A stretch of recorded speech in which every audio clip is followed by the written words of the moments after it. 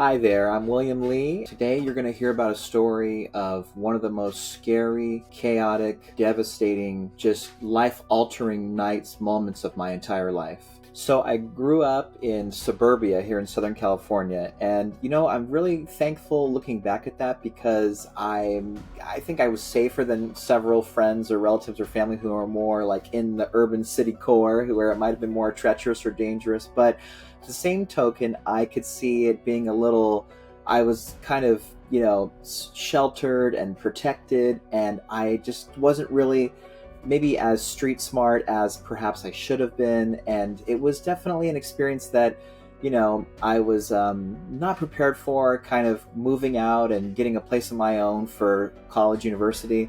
And so it was a whole big step, and being sheltered, living with my parents in their home my entire life up until then, it was definitely an adjustment. And so I think being kind of sheltered and protected, I was a little bit naive to all the different elements that are out there in the universe, so to speak. Growing up in, suburban Southern California, I kind of never had a care in the world. Found where I could walk anywhere, run anywhere, jog. I loved to power walk. So going for a quick little stroll around the neighborhood anytime, day or night, by myself, with family, friends, it was never an issue of being in danger, or, you never had a second thought of just all the elements that are out there. And so I just really appreciated that kind of comfortable atmosphere. And, and there's a lot of places all around the world that are like that. But at the same token, no matter where you live, where you are, you got to be aware of your surroundings at all times. So my incredible, amazing, beautiful mom, my momager, because she really runs the show and I would be nothing without her, she was kind of like, okay, you spent the first 2 years of your college, your university, your education at home, and now you want to transfer. You did the right thing, smart thing, economical thing, and save money, and just kind of went to a community junior colleges across Southern California to not pay the big bills of a private university, or as we call them here, a UC or CSU university, where it's more costly. So she knew that it was time, and I was a little nervous. I was excited for that freedom and that adventure, and it was my own place, my own. There were no roommates, no nothing like that. Thank goodness. I like my own space, But I was extremely close, and I still am to this day, with my beautiful, amazing family, especially my incredible mom. And so it was going to be an adjustment, going from home to my own place, and I was excited for it. So just got my own place. I was just really excited for this next chapter. And one of my friends, from years past, said, "Oh yeah, I have these friends, and they're from Denmark, and they're renting a house near Hollywood and Highland, and the entertainment capital of the world, Hollywood, right?" So I was looking forward. I'm like, okay. And then they're friends in a band, and they have a concert, coming up, and they're going to be performing locally at a venue, on the famed Sunset Strip, and we should go and check it out and see what it's all about. And and so I was looking forward to that. And so on that particular day, it was September 7th, 2009. I was really excited to go with, I was 5 years old at the time. No, I'm kidding. No, but I was really looking forward to just that event and meeting some new people and some fresh faces and experiences. And so, at the time, I, had a girlfriend. This was just a friend who I met through school, and it was, someone who, she was just a friend. So it wasn't anything hanky-panky or crazy or, inappropriate or anything like that. No innuendo. So just, I met her, and I was going to pick her up at her place, and, but my car at the time broke down, and, and it was, as great as AAA is, there wasn't an immediate fix for it. So, she ended up picking me up, and we rode together to Hollywood, the short drive over there, and we met these people.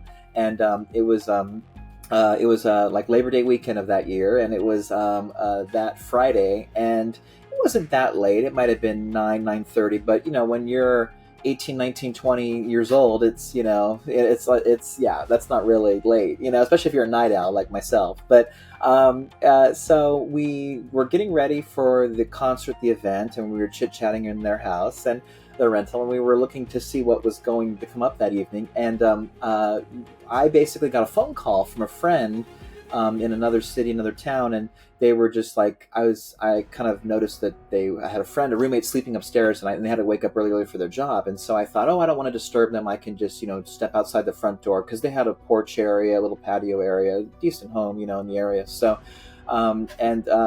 I did that, and literally as I stepped outside, within moments, it was a pretty quiet street there, actually, consider all things considered, Hollywood and Highland area, because it was on a neighboring little adjoining street where it was relatively quiet for a Friday night, in Hollywood and LA.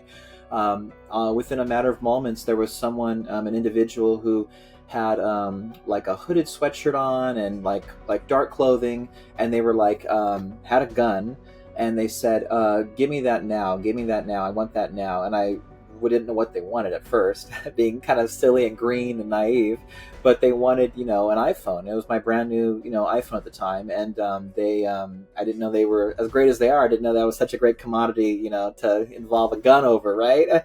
But so they wanted it. I thought it was a joke. I thought it was almost a prank at first because nothing like this had ever happened to me, and so they just kept going at it and going at it, and I thought, well, if this isn't a prank, or regardless of the situation, I want to have witnesses. What's it called? I want to go into the house. I want to go back into the house. So whatever's happening, I have backup, I have protection, I have friends, I have witnesses. So, and then once the individual with the gun ordered all of them on the ground, and we realized it was no joke. There were no lights, camera. There might have been action, but there was no lights or camera or script.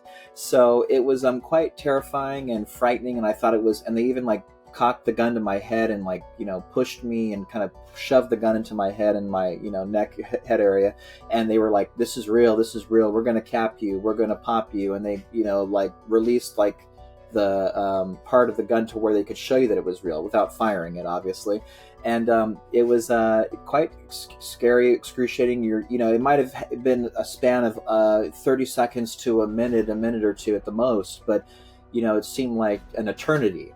And it was just terrifying, frightening, scary. They kind of cased the place. The guy looked around, and he was kind of thinking, like, I'll come back later for that, that plasma, that TV, that flat screen TV on the wall, and the newest whatever virtual reality thing of the time. And so they robbed them. They got 3 or 4 or 5 other phones and a wallet. I think they got another friend's purse.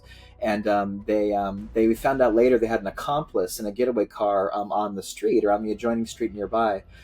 And they were just there, and they went on they fled the scene. But of course, technology is always, it comes to the rescue, hopefully, right? Most of the time, at least. And so it was the Find My Phone was on, and so they were tracked. The police chase went from Hollywood to Beverly Hills, which is not a place to commit a crime if you're going to commit a crime, from what I've been told. And they eventually were caught there. And I think they were trying to carjack or go after somebody else in that area, because the vehicle that they were in, I was told, was some old late model vehicle that was probably on its last wheel. For all we know, it could have been stolen. And so it was just the most frightening, scary, terrible, horrifying ordeal. Your life flashes before your eyes. I mean, I thought, is this it? Is this it being, basically an adult legally? But I felt like a kid, a teenager. Like I haven't had my best years yet. I've had some great times up until that point, but I was looking forward to seeing more adventures, more times, more experiences with my loved ones, my family, the girlfriend, the school, the education, the this, the that, the trips, the everything we had planned. And so it was just absolutely excruciating and frightening. And then the whole trial takes forever. Some people, I was the only one who testified out of the 5-6 victims or so, and so I go downtown LA, the big courthouse. It's more insane than the hit TV show Law and Order. It's a real thing. It's a real terrifying ordeal. And I didn't even get my phone back from the Hollywood LAPD property division until over a year later. And so it was just a whole process. And just the whole going through this and testifying and being in front of these, accused individuals who committed this crime, but they have to go through the jury process to make sure that, we cross our T's and dot our I's to make sure everything is done, correctly in the legal system, because everybody, no matter who you are, has the burden of proof and, innocent until proven guilty. Even if it's cut and dry and you've been the victim of a crime, we have to go through the legal process, here in California. And so, and beyond, anywhere, I think, because I would hate for someone to be innocent and wrongfully accused. I can see how it can go both ways. But as a victim of this violent crime, I know all too well, unfortunately, that it was very real. I can, maybe chuckle or smile or laugh about it now, past the event, but it's traumatizing. And they were eventually convicted and sentenced to prison and but because of different rules and laws and legislation and things, they were released, I found out. And so I just always kind of have to look over my shoulder and make sure that that's not them, or hopefully that no one tries to commit any other violent acts against me. And so it's about accountability no matter who you are. I mean, you gotta, if you've done the crime, you need to do the time. And just being a victim of a violent crime with a gun, whether it's a knife or a gun, or anybody who experiences any of that, it's just terrifying, and your life flashes in front of your eyes. And I don't wish what happened to me on my worst enemy, because you never know. I mean, things just flash like that, and it was just absolutely terrifying. And so my only hope is that people can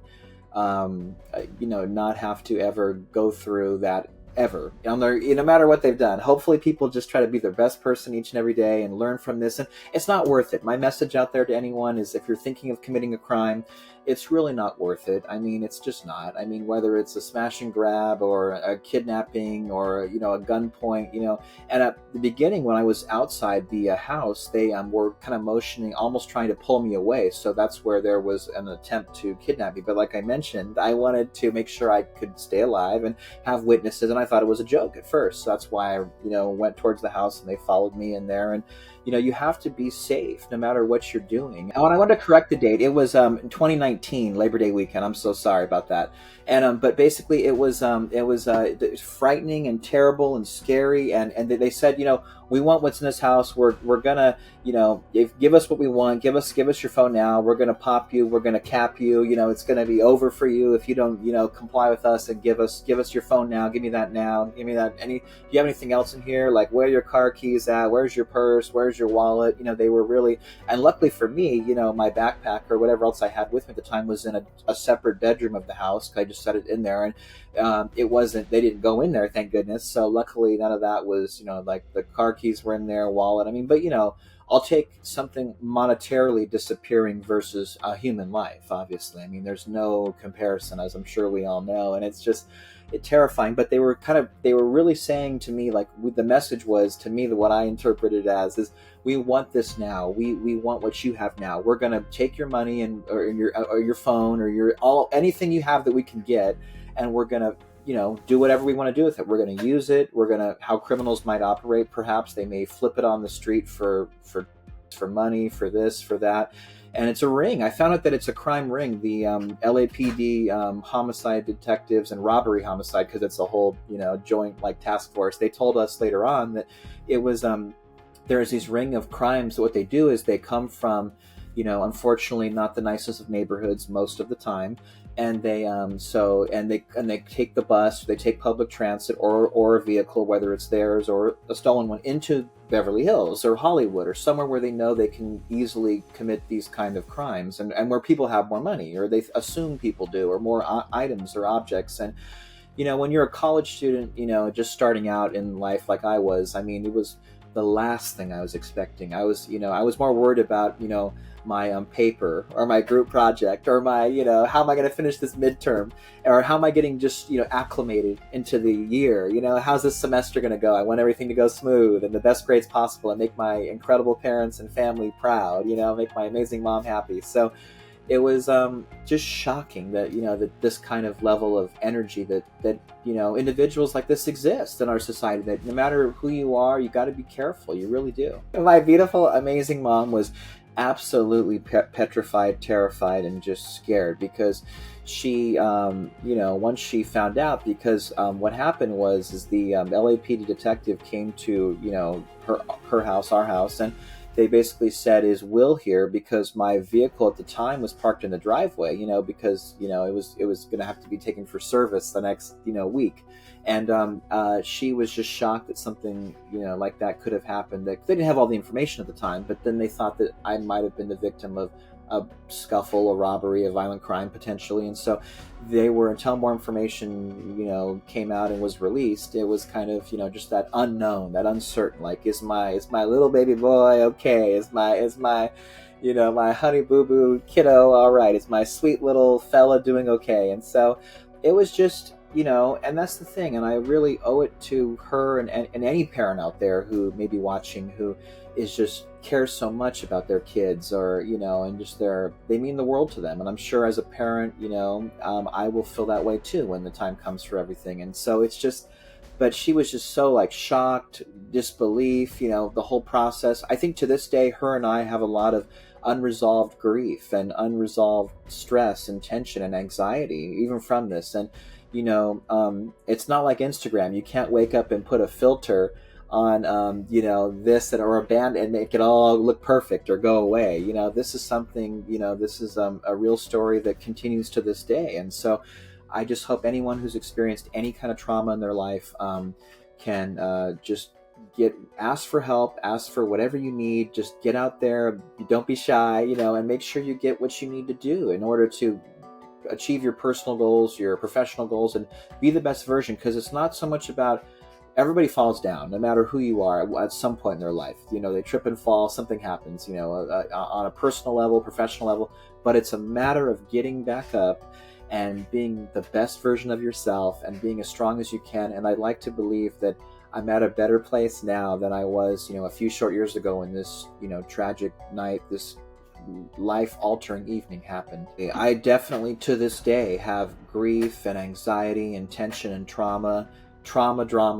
Yeah, I'm not a rhymer, but no, but it's true. I mean, to this very day, this moment in time, right now, here is, unless someone's been through some kind of catastrophic event, a life-altering experience, whether it's the loss of a loved one or a tragic accident or, a robbery at gunpoint. In my case, I mean, it's nothing like, people can try to understand it as much as possible, and I try to give everyone the benefit of the doubt, because there might be a situation that they've experienced that I have no clue. So I try to come in with a open mind to all different situations in life. But to this day, it's shocking. I'm still processing it, literally to this day. And I just try to be the best version of myself. If I can help one person or touch someone's life or be a decent person, be the best version of myself each and every day, I feel like I'm doing something right.